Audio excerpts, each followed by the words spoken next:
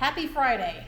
In fact, it's an extremely happy Friday for me, and I think for a lot of you, because I know that especially over on the IGO Panama Facebook group, which is linked below, and if you're not over there, you need to be over there. We've been talking about this for a few weeks. Santa has come early. Today is December 19th, and look what just came in the mail. Dun dun dun dun dun! That's my best Star Wars theme song. We haven't cracked it open. We haven't done anything. Brian is going to be in charge of all of this. All right, Brian, are you ready to unbox this puppy? Wait a second. You know how all those unboxing videos used to be so popular on YouTube? No, like people would get things in the mail and then literally make an entire YouTube video about unpacking it. You have a teenage daughter. You had to have heard of this. It was crazy. So maybe this will be the one video that goes viral because we're actually unboxing something. But I think we're about 3 years behind the curve as per usual. Okay, let's go.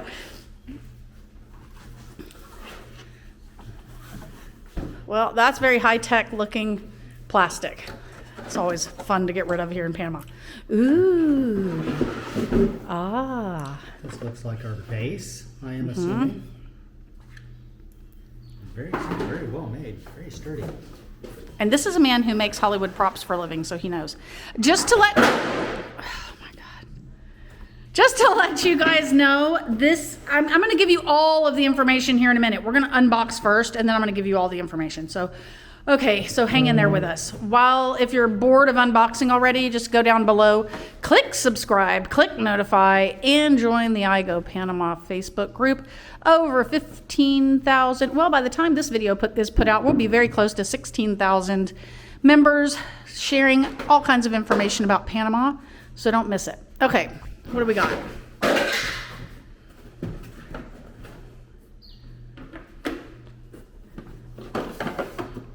All right, so this is all the pieces. Relatively simple. Okay, so here's all the pieces. We've got this thing, which is already dirty. Elon. If you quit worrying about Twitter. Okay, this thing, which is a base. That's the base. A couple of wires. Here's the antenna. Okay, and the antenna. I think they said it's 75 feet of cable. Okay. That's what it was. So this cable comes in and plugs into this base here. Okay. Which is just powered off of 110. Okay. And at that point, I believe you download the app on your telephone to talk to these things. Mm-hmm. And once you set it up and plug it in, it will find the signal. All right. Well, we're going to go do all of that, and while we do, then I'll sit down and tell you about this whole process that we've gone through to get this Starlink, because it's a unique way. Okay, so now that you've seen us unbox our treasure, before we get to the juicy part as to whether or not we were able to get it to work, let me tell you how we went about ordering it and how Starlink works. Okay, look, I'm not a Starlink expert. If you need Starlink expert advice, I don't know, tweet Elon, not me. But here's what I do know. There are two different types of units that Starlink offers, basically. One is a residential unit. So that's kind of like a standalone permanent unit for your home. The other is an RV unit. That is what we ordered. So an RV unit is a portable unit that you can take with you. They have two different types of RV units. One that is like once you're camping and you're stopped, then you set it up. That's what we have. They also have another more expensive unit that you can actually, that is mobile. So you can have it on your RV and picking up an RV signal while you're driving, but we don't need that. Okay, so how did all of this come about that we got the Starlink? Because if you go to the Starlink page and you put in Panama, like today is December, I think 29th or something. When you put Panama in, it shows you that there's no coverage in Panama right now, and it's not supposed to be ready until Q4 of 2022, which will be over in about 3 more days, and so obviously we're not going to get that. But what happened is someone on one of the Facebook groups in Bocas posted that they had an RV unit and were able to get a signal. That was a big deal. Because see, we can't get our residential units yet. Now, when Starlink first came out, we and lots of other people in Panama put our $99 deposit down and got our place in line so we can get a residential unit. But they will not ship a residential unit until service is confirmed in the area. And like I said, Panama does not have official Starlink satellite service yet. But this person in Bocas had an RV unit and they hooked it up for giggles, I guess, and they were able to get a signal. So the satellites are up here, they're working, they just haven't officially turned them on yet. So you cannot get your residential unit. All right, so if you want to get Starlink now and you want to use an RV unit, you need to go to the website, you need to order the RV unit. You'll then have that shipped to a Miami address generally, because then we have freight forwarders here in Panama that will take it from their Miami warehouse and bring it to Panama. For example, if we were in Bocas, we'd be using Red and Blue as our freight forwarder. We were actually in Altos Del Maria during all of this, so we used Coronado Fastbox for ours. So however that works. So you put in that U.S. mailing address. They will not take a Panamanian address. What are the big differences between a residential unit and an RV unit? Okay, there are differences, so you really need to think about this before you go ahead and spring for the RV unit. The residential unit is a little cheaper per month. I think it might be like $110 or something per month, but it's a permanent unit and it will never be throttled. So no matter how busy the satellites get in this area, they will never throttle the speed on your residential unit, so they say. RV units are $135 a month, but the good thing about the RV unit, especially if you're like a Panamanian snowbird that just comes down here for a few months out of the year, you can turn this unit off and pause service and not have to pay the monthly fee. And the monthly fee right now is $135 a month. All right, so that's the kind of the pro to that, is that you can actually turn the service off easily. The con being that if the satellite network gets really congested with a lot of users, they're going to throttle your RV down. Here's what I will tell you. In Bocas, I run about 2 megs. That's 2 dose. So as long as they don't throttle me below 2, I'm ahead of the game. All right. So the RV unit for us actually makes sense because we can get it now. We can take it to different places that we're going to. We can turn the service off when we need to.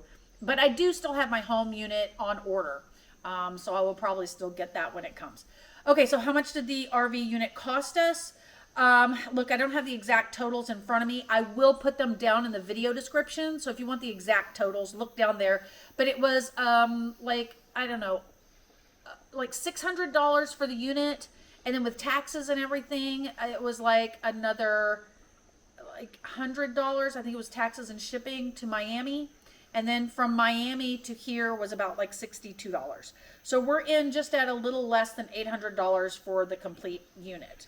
Again, you cannot get the home unit shipped here, not until they have actual service, but you can get the RV unit shipped here.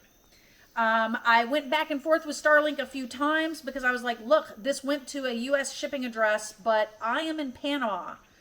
And we went back several times on this, and they were like, oh, no, ma'am, you can't use it because whatever address it is shipped to, you have to use it on the same continent.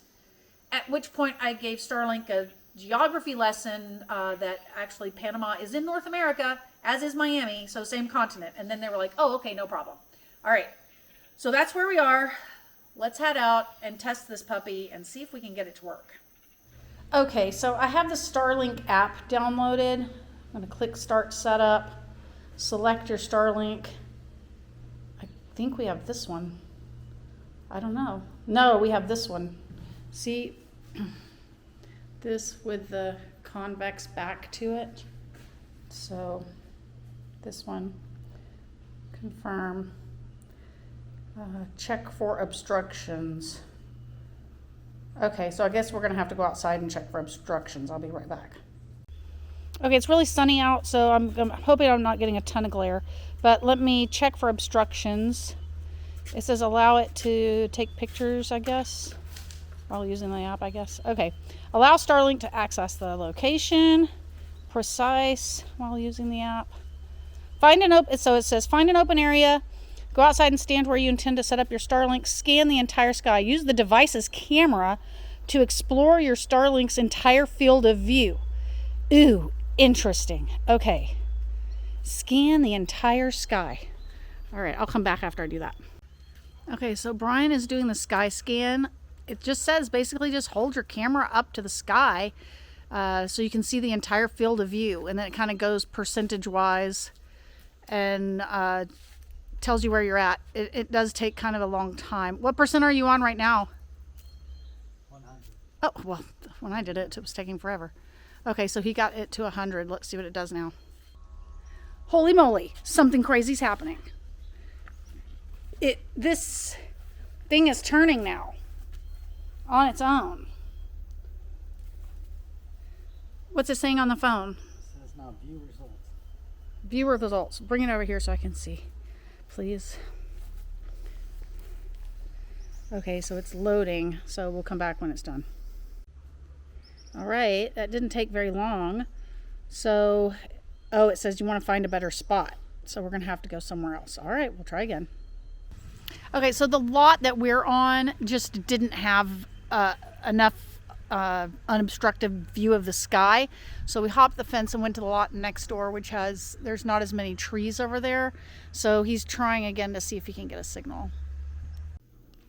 All right, Brian did something and it says it's booting.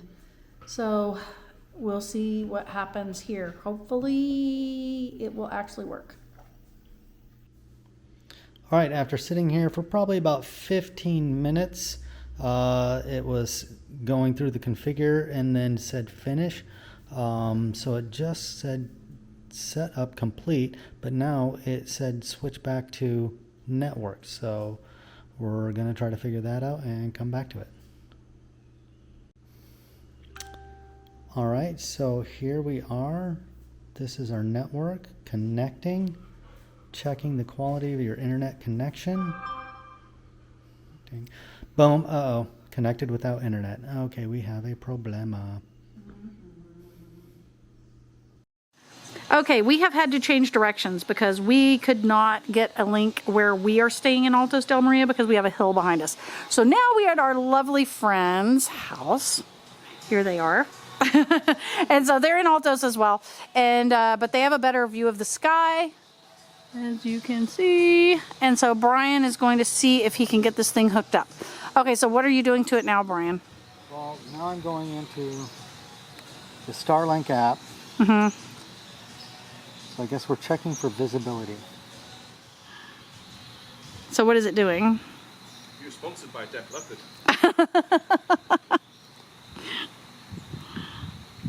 So it looks like we have this one. Yeah, that one. So we got a...